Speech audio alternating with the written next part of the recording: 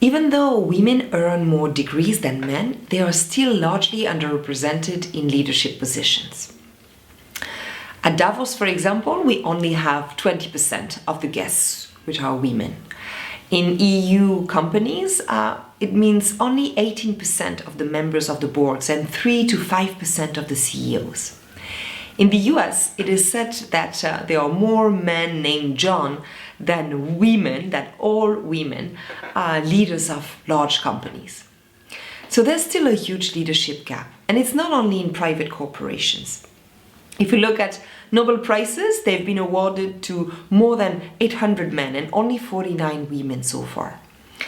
In the air, 5 to 7% of commercial air pilots are women.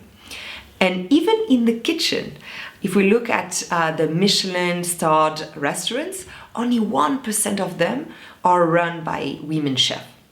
So we can really wonder if chef is a male word. And yet, the world needs a new type of leadership. Our world is getting flatter, is getting more horizontal with technology, with innovation, with globalization, and we still have old leadership skills. For example, the study from McKinsey called Women Matter shows and studies different 14 leadership skills that will be needed for the challenges of the future.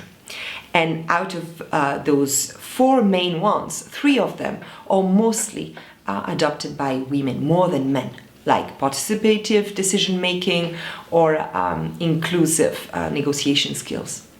So we need these different type of leadership.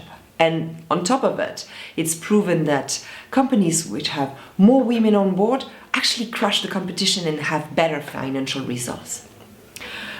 Yet, we still have too few women leaders, as Sheryl Sandberg, the CEO of Facebook, is saying. And why is that? Well, first, because we socialize boys and girls differently. From a very young age, according to a Harvard study, girls and boys say that they would prefer to have a male leader than a female leader. They're more used to it. Girls get less airtime in class. They have less exposure to talking and to leadership. And when they do, they're called bossy and they seem to be less likable. So at the age as young as 6, young girls believe that they're not as brilliant as boys. And this translates in a self-confidence, self-esteem gap, which also translates later in an ambition gap. We can see that women leaders are impeded in their development by these lower career expectations, lower ambition, and a more cautious approach to employment opportunities or risk. This is one side of the answer. The other side of the answer is that women are still treated differently in companies. It's what we call second-generation bias. Women are not excluded from leadership anymore, at least not openly. But there are different, subtle, more discrete measures that happen on a day-to-day basis that limit the development of women. The study from McKinsey and Leaning called Women in the Workforce shows, for example, that when women negotiate, they are seen as more intimidating, right? And they're not perceived again as likable. Masculinity is still very much associated with leadership, and women are supposed to be nice, to be unselfish, to be more collaborative. When they're not, it still challenges or biases and or stereotypes. So we can see that women in the workforce face sexist remarks, jokes, are more interrupted or ignored in meetings, or sometimes not invited to social events for their own good. It's not coming from a bad perspective, but at the end of the day, it means less opportunities. Women also have less access to senior leadership, to mentors, and since they still do most of the work at home, they're less interested in gaining more responsibilities at work. So there is still a huge gap in leadership. And what is worse is that men most of the time are unaware of these limitations.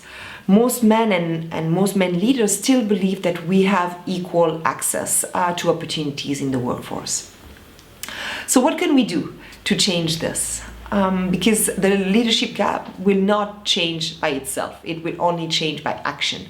If not, according to World Economic Forum, it will take us 117 years to reach work equality. So we can work at individual level. At individual level, we can apply to different trainings to develop our leadership skills or public speaking skills. We can find actively mentors or sponsors within the workforce.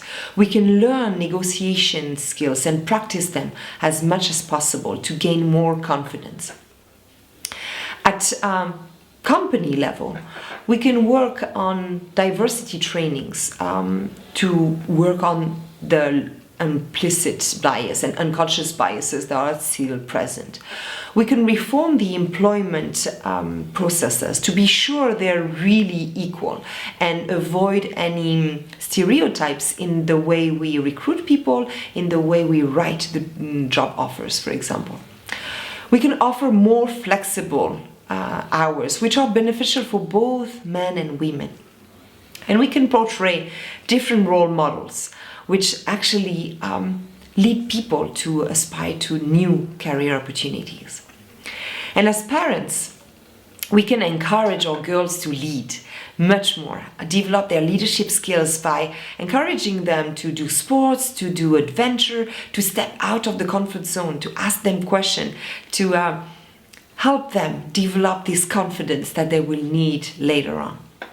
Because at the end of the day, we need new leaders. Our world needs a new type of leader, and we can't be what we can't see.